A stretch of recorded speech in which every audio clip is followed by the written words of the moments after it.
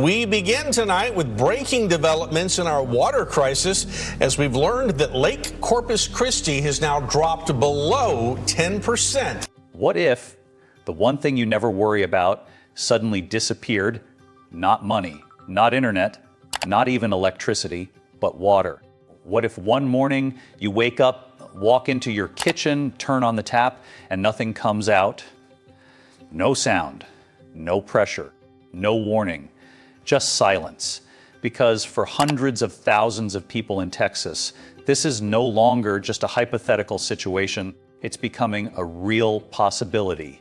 And it didn't start with a disaster, no explosion, no massive storm. It started quietly with water levels dropping a little more each year, until suddenly the change became impossible to ignore.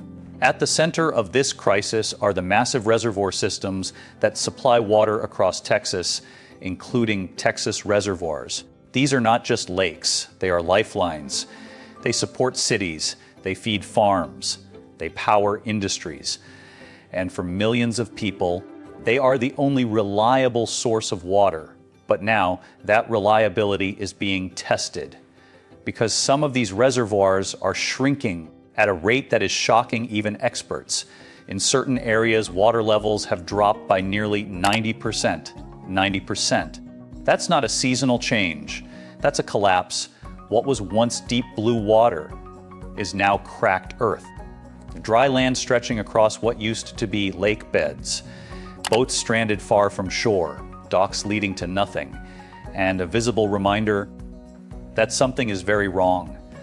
But this didn't happen overnight. This is the result of years of pressure building inside the system. The first factor is drought. Texas has faced extended periods of low rainfall. Seasons that should bring water have brought less. And when rain doesn't fall, reservoirs don't refill. At the same time, temperatures have been rising. Hotter conditions increase evaporation. Water disappears into the air faster than before. So even the water that remains doesn't stay for long, then comes demand. Texas is growing, cities are expanding, populations are increasing, more homes, more businesses, more farms, all requiring water. And every day, more water is taken from the system. This creates a dangerous imbalance. Less water coming in, more water going out. And over time, that imbalance becomes visible. Reservoir levels begin to drop, slowly at first, then faster, until the system starts approaching its limits. And that's when the real danger begins. Because water systems are not designed for extremes. They are built based on assumptions. Assumptions about rainfall, assumptions about supply, assumptions that no longer match reality.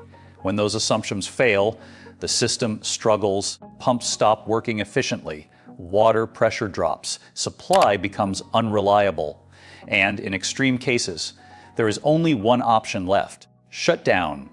The idea that 500,000 people could lose access to water completely sounds extreme, but under certain conditions, it becomes possible. Because without enough water in the system, distribution cannot continue. Pipes cannot deliver what isn't there. Treatment plants cannot process water that doesn't exist. And once supply drops below critical levels, everything begins to fail. The impact is immediate. Homes lose running water. Hospitals face shortages. Emergency services are stretched. Everyday life becomes difficult. Basic tasks like cooking, cleaning, and sanitation become challenges. And the longer the shortage lasts, the worse it gets.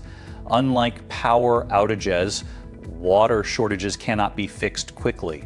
There is no switch to turn back on, no instant solution, because restoring water takes time, rain must fall, reservoirs must refill, and depending on conditions, that process can take months or even years. This is what makes the situation so serious, because once a system reaches this point, recovery is slow and uncertainty increases. Across Texas, officials are watching closely, monitoring water levels, analyzing usage patterns, planning for worst-case scenarios. Restrictions are already being implemented in some areas. limits on outdoor watering, reduced consumption targets. But conservation alone cannot solve the problem, because the issue is not just how water is used, it's how much water exists. And right now, there isn't enough.